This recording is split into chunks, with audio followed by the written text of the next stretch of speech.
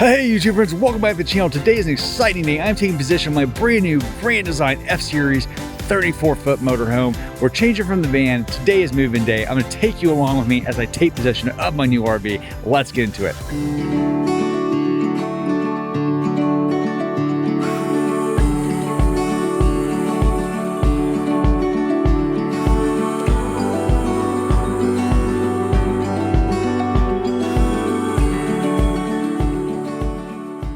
As always, if you like this content, please hit the like, subscribe button, turn on notifications, and drop us a line in the comments. Van life has treated me amazingly well, and I've enjoyed it tremendously. However, I've also started spending more and more time in established campgrounds and decided that I like the freedom of having a tow vehicle such as a Bronco and being able to quickly move out and about, whether I'm in a city or around a national park or going mountain biking, etc. Moving the van just became a lot of work, and frankly, when you're staying in campgrounds can also be a bit of annoying because if you're inside, you don't have a lot of room.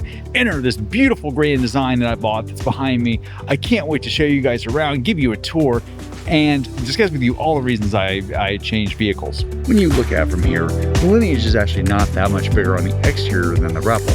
Granted, it's 1.5 times bigger, but it doesn't actually look that way.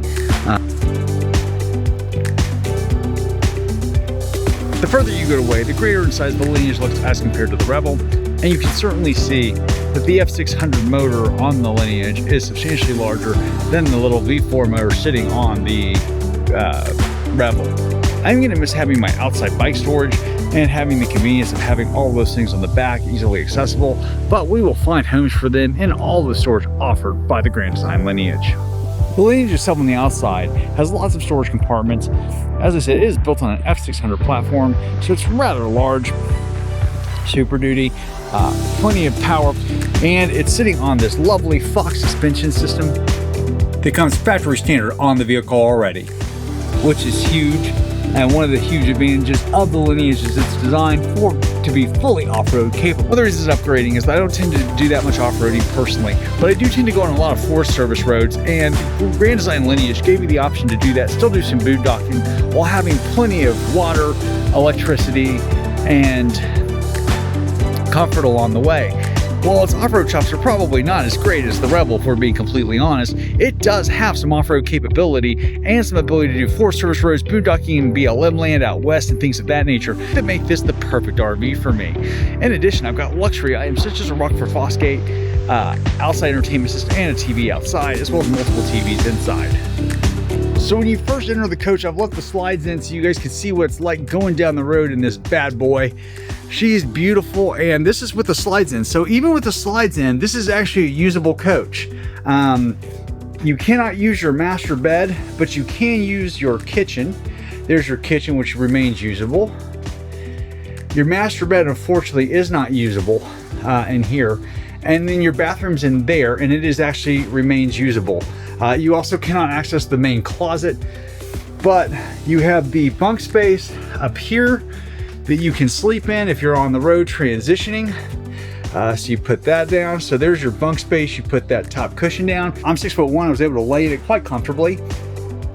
But going down the road, as you can see, the coach itself, if you were, say, staying at a Walmart parking lot, has plenty of livable room, which is one of the things that made this a perfect coach for me, was that I felt like I could still boondock in when I needed to without putting my slides out, which was a key deciding factor, because most RVs, you have to put the slides out to use many of the features, including the kitchen and bathroom.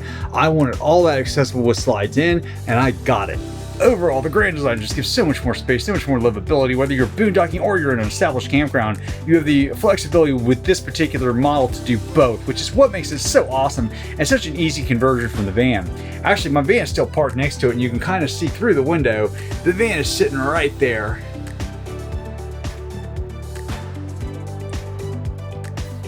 We're about to make this puppy come alive when we put out the slides. All right, so we're getting ready to deploy the slides. Let's deploy the slides.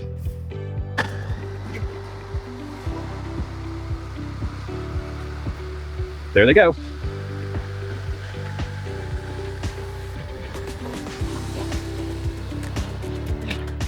So let me show you guys around my new home that I'm super proud of. Like, this is a happy moment in my life. I realized how much I love full-time RVing. I absolutely love being on the road. I love my 1,000 Trails membership. I love mountain biking. I love doing all the stuff that this RV gives me the ability to do. And I love the comfort that I'm about to get. So as we enter the coach, the first thing you'll see is the sofa/captain's chairs that are reclining and extending. So full recline extension there, so you can enjoy your movie, whatever you want to do.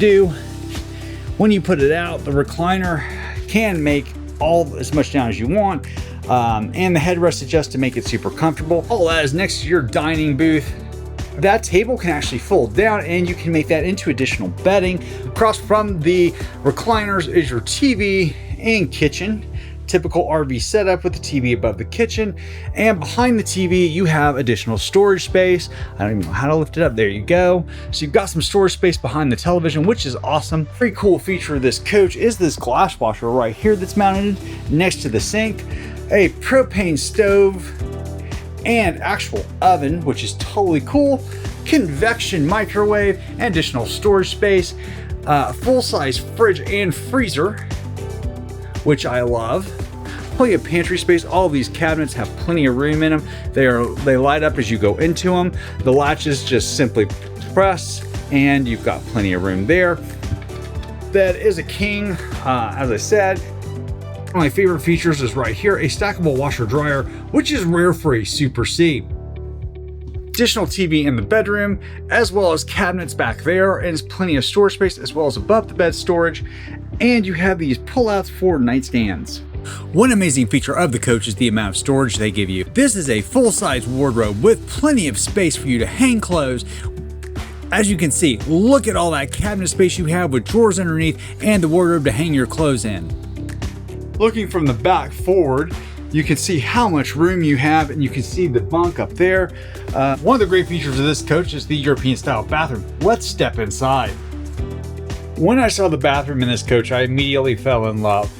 In part because the design features are modern, unlike a lot of coaches, but also the full European style shower is accommodating for my 6'1" frame. I can stand there comfortably, take a shower, and because of the skylight, my head never feels like I'm hitting the ceiling, which is great. You also have a full porcelain toilet, so it feels like a normal commode, which after living in a van with a cassette toilet made of plastic is a really nice feature. What impressed me about this coach was not only the quality. After I had an inspector go over it, he literally found 3 small things, which is amazing for an RV. It's the grand design thought of all the little things, from attaching additional storage to making the lights dimmable. They just took a lot of small things that add up to be big. I didn't feel a need to do a bunch of upgrades. With my last Rebel, I felt a need to upgrade a bunch of the things I bought right out of the gate. So I had already spent a whole bunch of money on the van, and then I just turned around and spent 20-30K on upgrades. I didn't feel a need to do that with this Grand Design. Now, I'm not saying I won't do some upgrades, but overall, my upgrades are more to the Bronco, to the systems around it, etc., than to the Grand Design. I hope you guys enjoy move-in day for my new Grand Design Lineage. Which would you rather have, a van or a full-size motorhome like this one? Let me know in the comments. I can't wait to hear what you think. As always, if you've enjoyed this content, please hit the like and subscribe button, turn on notifications, and drop us a line in the comments letting us know which you'd prefer. Take care.